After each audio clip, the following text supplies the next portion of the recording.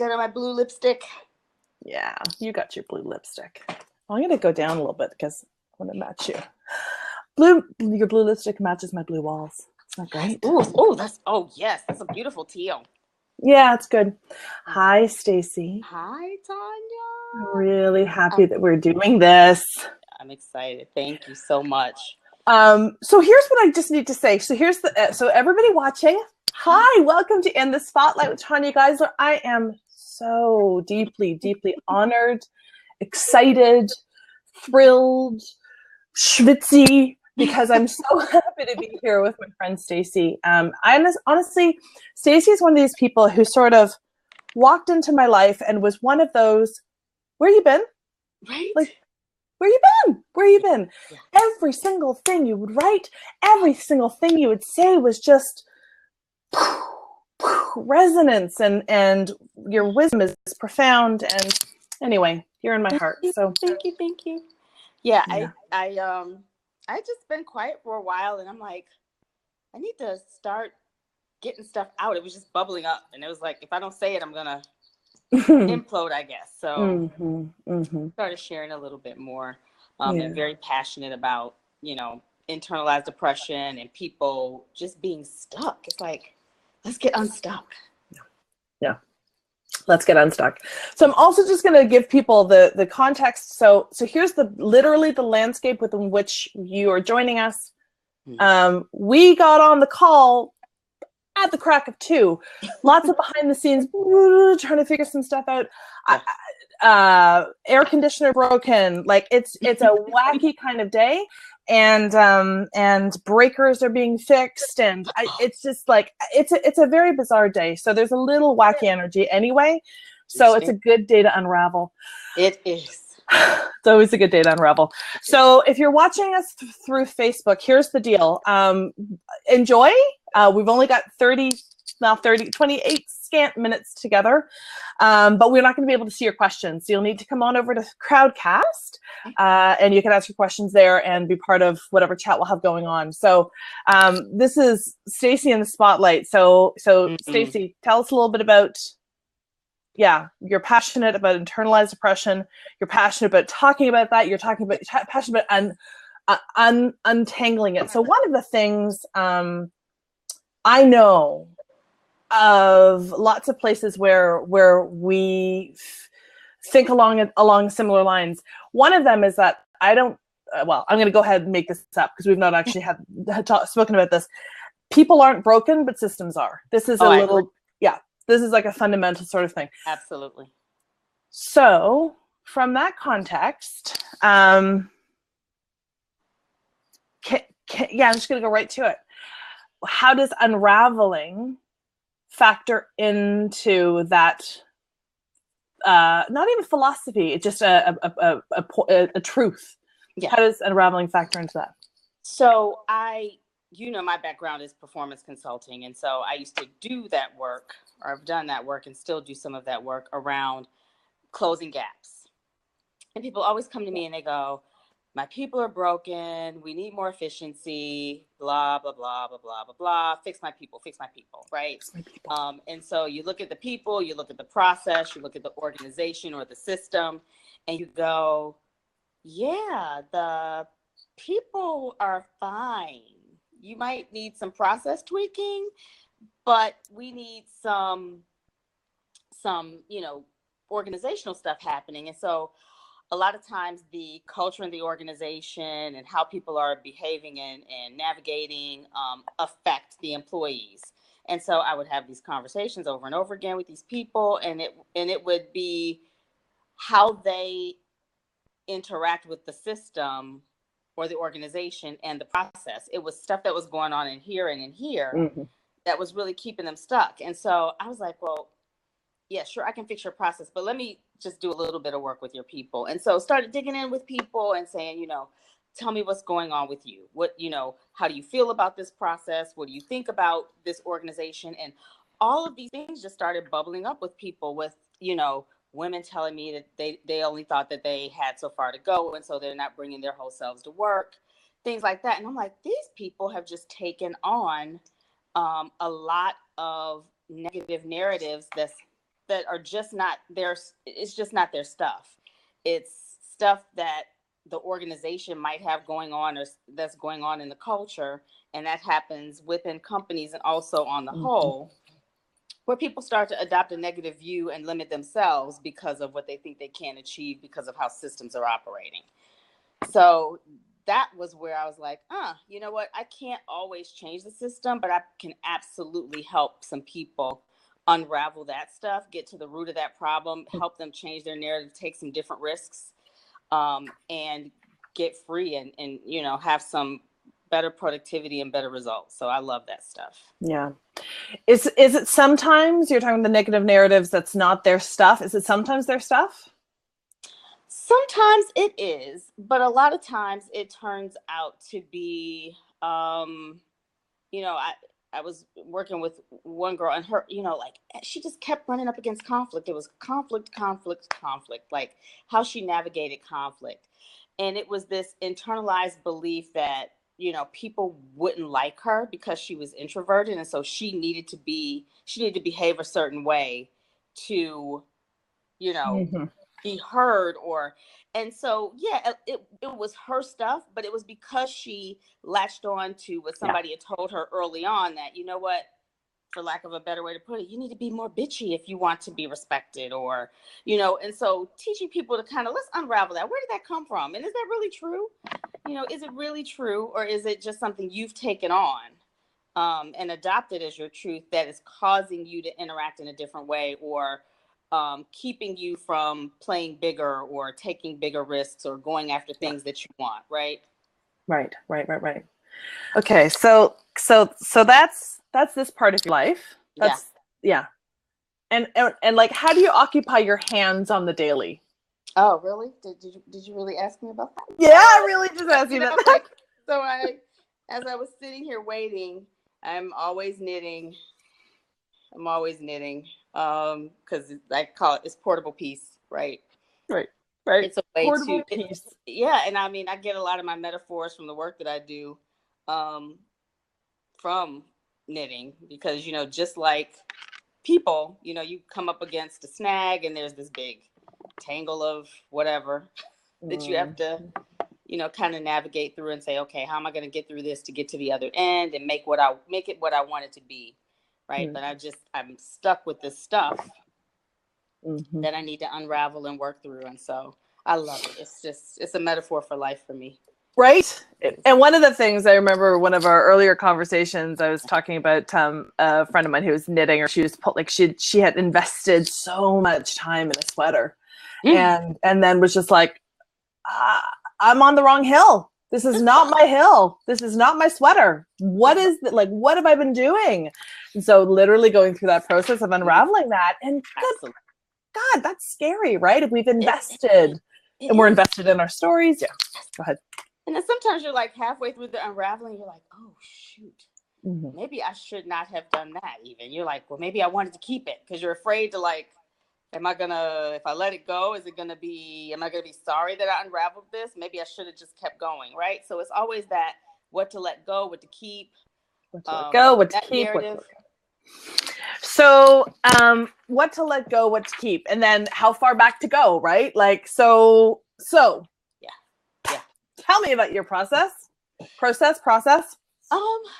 and it's funny because I have a group starting Monday, and that's exciting. But, you know, I first want to know people's stories. So just like what I do in a process consulting world, I want to know what's going on. What's the speed bump? What's the, you know, where do you keep getting stuck? Where do you keep getting blocked? What's that thing you can't get past?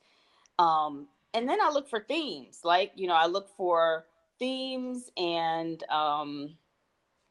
narratives that keep coming back. So, you know, I hate to oversimplify, but at some point it's, you know, what version of the not good enough myth are you living, right? What version of that myth? So get to the theme, and then I want to get to the origin of the theme. So where did this come from? Where did it start? Did it start from a childhood incident? Did you have some sort of trauma? Did you have some sort of loss that, you know, framed your belief system and around what's possible?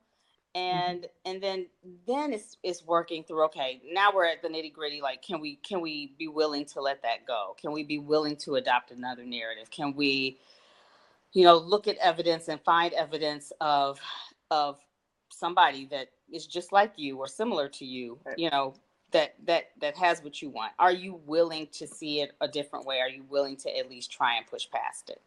And then once we do that, it's, okay, well, what changes do we need to make? Do we need to adopt some different strategies? Do we need to put some boundaries in place? Do you need accountability? And that's different for everyone. Yeah. Some people need boundaries, right? They just maybe need to get rid of all of the people who are reinforcing that negative narrative. And so for those people, they need boundaries. Some people just need somebody to hold their hand and say, you can do it, like you've done for me, right? And say, okay, you need accountability. You're just a little bit afraid. You just need somebody to check in, and you need some accountability. And then some people, it's, so accountability, support, boundaries, right? And so once you figure out what's missing, that's, what's holding that narrative up? What can we, how can we get rid of what's holding that narrative up? And what can we put in place to prop up the new, better narrative that's going to keep you motivated and moving forward? So that's my internal process, and that's how I navigate unraveling that stuff. But it's like multiple unravelings at once. Like right. It's like, yeah, I mean, I so appreciate that. That was so clear as you're talking about. It's not a cookie cutter. This is not like there's not a pattern. If you drop this one stitch, then like this is really do we still like the word organic? It's sort of an organic process where it actually more feels like I get really stuck on metaphors. So I really like, it feels there's a way in which it's like a knitting circle, like where you're like working on your own projects, but with an end kind of point. And so how many people are in the groups that you're working with? This go round, we have 40 people signed up. Woo! Yeah. And I love group facilitation because you get the energy and you get the support. And what I like about facilitating with groups is that there's this Me Too factor. Sometimes when you're working with a coach, the coach has it all together, and you feel like you're just this big mess of a person that's like, oh my God, this woman is telling me that I can do this stuff and I don't feel like this at all. But you get in a group and there's 10 other people going, you have that? Oh my God, I have that. Right. And so it gives this extra layer of support. Mm-hmm. And then I can facilitate around that. And then people, I find, are less attached to their narratives. Right. Because it just removes an extra barrier for people around feeling like this person is going to tell me all the ways I need to change. Right. And now in the group, there's 3 other people that are dealing with the same thing that you're struggling to deal with. And they're going, okay, let's all hold hands together. And yeah, we can do this. So I like group facilitation and events for that. And I like facilitating. It takes a little bit of the pressure off of, I think, the people even coming to the event. So I like that. But I was a little surprised. 40 was a lot, but I'm happy with it. I'm not surprised. I'm not one bit surprised. So are you going to tell me about the 7-week thing, or is that premature? It's in process, and I want it to be 7 weeks. It may be shorter. So like after I thought about it, I'm like, it might be too long. But what I put together was a larger, more personal approach to it. So some people want that personal coaching. They don't want to do everything in a group. They don't want everything to be facilitated discussion. So I'm doing it in a mastermind format where there's still the group facilitation, but then people can come to me offline and have some one-on-one time and get some more personal coaching that allows them to step outside the group and say, maybe there's some stuff I just didn't feel comfortable sharing, or I want to dig a little bit deeper and talk offline. And it's this, similar process, but with different containers for people to kind of open up a little bit more. But same process overall. It's still unraveling all of that stuff. And then just more coaching with me. Like, then I'm stepping into the role of, okay, I'm going to help you be accountable. I'm going to help you identify what boundaries you need to set, you know, that kind of thing. Let's talk about how I can more personally support those people instead of it just being everything happening in a group. There's a guiding that that you had referenced in one of our conversations that just like there is something that you're wanting to guide people towards, yes. And it's just breathtaking. So will you share a little bit about that too, Staci? Yeah. So I mean, I feel like this is like a journey to liberation, because if you can get out of your own way, and move past the fear, and you know, for you help people that feel like imposters. For me, I just have people that just believe some lies about themselves. So I always say my journey is, you know, before the truth can set you free, you have to recognize which lies are holding you hostage.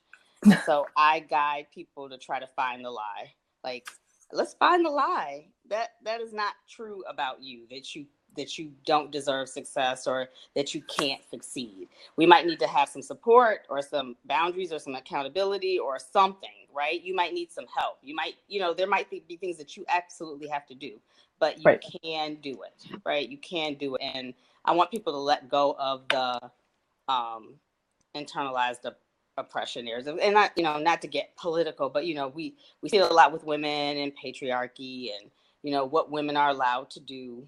And so some people take that on. Well, I'm not allowed to do that. I'm not allowed to try that. I'm not allowed to think that. I'm not allowed to wear that. You know, this showed up in an email this morning from somebody saying, I have no problem being sovereign in my business. I have no problem being sovereign in my business whatsoever, which is no small feat, right? Like that's big. That's huge. But then there was this thing about, but then I had to go to the doctor and I just handed it all over. I just like every last old pattern, just I didn't know my body anymore. I was believing absolutely everything, right? It's just like, it was so painful. It was wonderful, like that faster recovery. Like she got it. She's like, oh, wait a minute. Yes. I can be sovereign for my business, but not the empire of my body. Yes. So it was so interesting to just be like, okay, so here's the conditioning, right? This is the condition which you're speaking, that how it's not even like I use language like we've bought into it, but it's not even a buying in. It's like it's taken on or handed, right? It's like, yes. Yeah. Because it feels. So can I ask you, as it relates to the imposter complex, because it's true, I'm a little one note about this whole thing. Where is the imposter complex shown up in your work and in your life?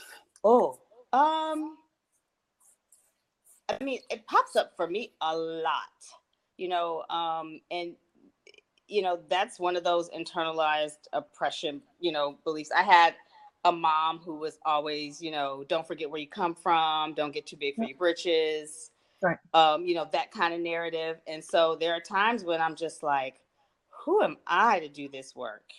You know, I had a little bit of a freak out when I launched the class. It was like, oh my God, you know, all these people are saying, yes, they want to do this. What if, you know, what if it fails? What if they, you know, what if they go, she is absolutely nuts, you know? So it pops up a lot. There are a lot of times where I go, ooh, you know, people are going to come to this thing and they're going to find out that I have no idea what I'm talking about. And it's not true. I have 20 years of experience talking about this stuff, right? I have, people who have come to me and said, you know, talk to me about how I've helped them unravel something or see something in a different perspective or help them, you know, shift some things around. So I think it pops up for a lot of people in a lot of ways. It definitely pops up for me all the time. And I have to push, you know, just push past it, say some mantras, light some candles, take a walk, you know, do something. I have to take some action though. I just can't let it make me stop.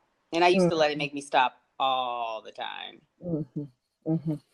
So that to me is the big distinction between self-doubt and the imposter complexes, or when you have this proven track record that you can even see yourself. Like if you are able to be if you're able to step aside and actually look at the anecdotal proof, Yes. no, like the proof of all that you've done, and then you can, but it's still coming up against that. Right. That to me is the big difference, because I think that's a point of distinction. It's really important to make, because self-doubt's perfectly normal. And I actually have to tell you, these days, I am deeply in the question of when I see somebody doing something really like a big stretch, I'm suspicious if they don't come up against the imposter complex a little bit, like I'm actually really like, Yeah. is that true? Like, are you acting? Because it's important and it matters. I just want to take this. Hi, Natalie. Hello, Rana. We got some people tracking. Hello. Oh, Rana doesn't know you yet. Ooh, this is good. This is good. This is very good. Okay, so if somebody wanted to call, and because they're going to be watching this in the replays, and they want to start unraveling right now. Yep. They're not quite ready to step into this work. They're kind of afraid of being in a group because they're going to have to take action.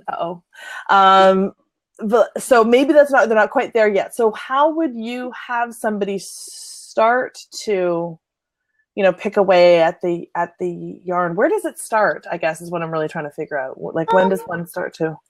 And I just talked about this a little bit today. I think it starts with noticing, like I talked about today. I start to notice where my fight or flight kicks in. And that's always a good place to start. When I start, that fear, feeling like I'm in over my head, or I can't do this work, or the places where my internal critic is in my ear. Okay. So I think if you can start paying attention to that, then that leads you to where you're stuck. Or if you keep experiencing, like I say, if you keep experiencing the same problem with different faces. Interesting. So okay. Every relationship, you're popping up against the same issue. Then I start to look at, okay, what's probably the theme, or what's at play? It's usually some narrative at play. So it's the loose thread kind of thing. So that's where it starts. It's not, so it doesn't necessarily start with a goal. It more starts with a belief that you keep tripping over, or okay. Yes. To me, like, because I think we have the things we want, but it's like, what do you keep bumping up against? What keeps stopping you? So you go, I just keep. Even if it's just places where you find that you sabotage yourself. Right. What is that? What is that?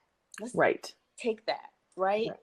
So I think, though, if people start to pay attention and have that sense of awareness, and when they start saying, okay, I really am tired of experiencing that.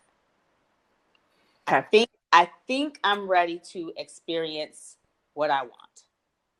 Okay. Because I think that's the key.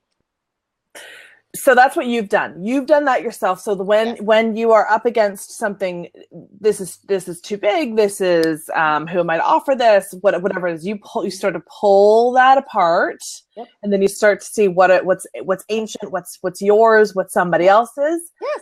And then once you pull that all out, then you weave in something different. Yes, and then it's like, okay, well, what do I want it to be in its place? And am I willing to have that? And yes, I want that. And okay, well, what do I need to do now? What do I need to do? What do I need to change? I mean, and this sounds woo-woo and people don't like it, but like, people talk about affirmations, but I talk about positive declarations of your worthiness. Because I don't believe that anybody comes here unworthy. I think we take on unworthiness because we believe that we made a mistake and that disqualifies us, or we had parents who instilled perfectionism in us and said, if it's not perfect, it's not good enough, and you'll never be good enough, right? So we have these places where I always say we take it on, or we put, we put it on like the bad sweater, and we do that. So it's like, I think I'm tired of experiencing this. I'm at least willing to have something different.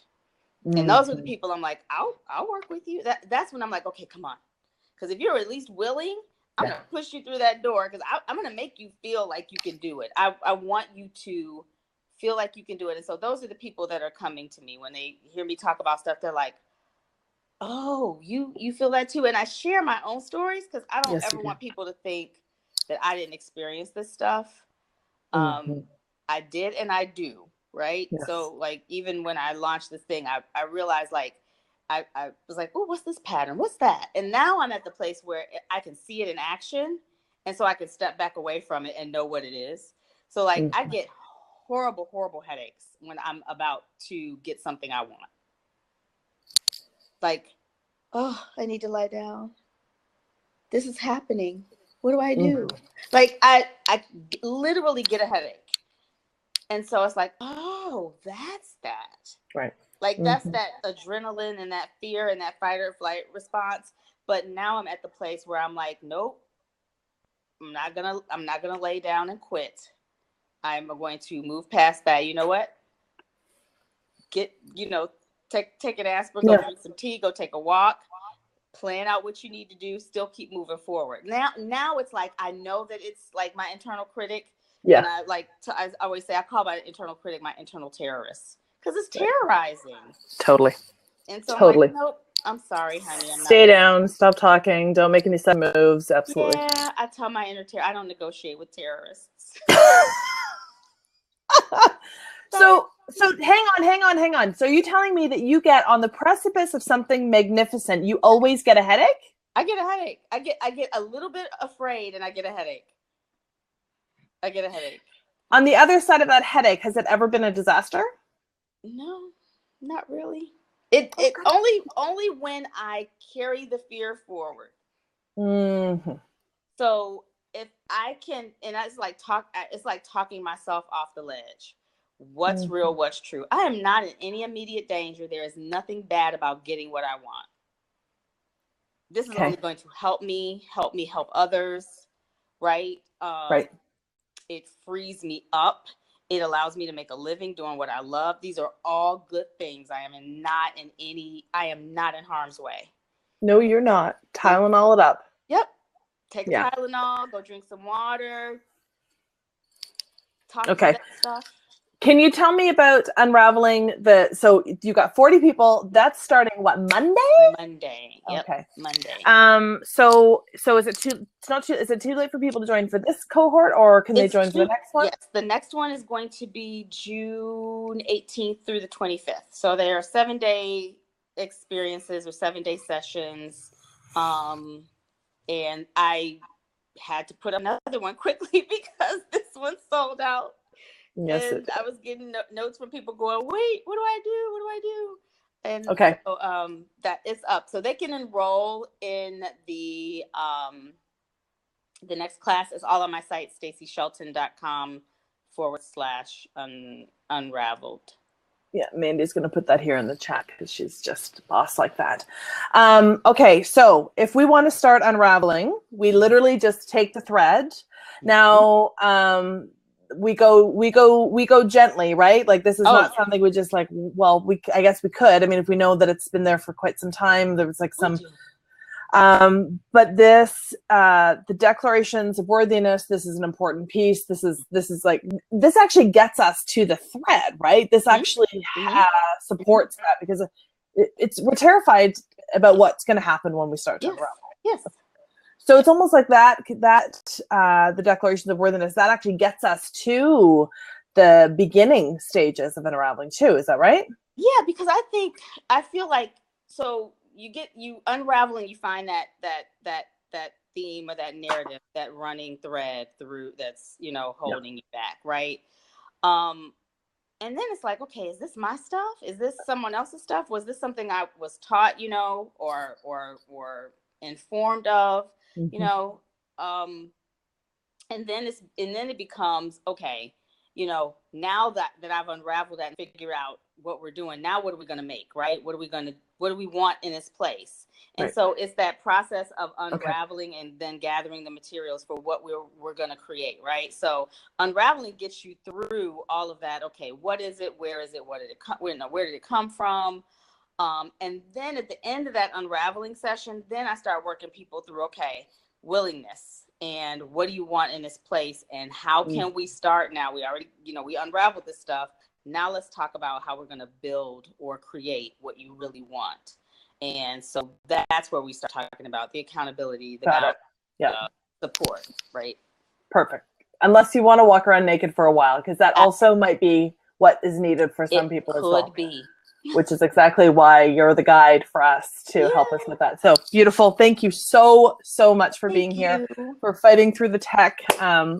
Adore you, adore your work. And so follow me here to find out who's next. Next week, we've got Michelle Mazur, speaking coach, amazing woman, just so great. Dr. Michelle Mazur, sorry. So she's coming next week.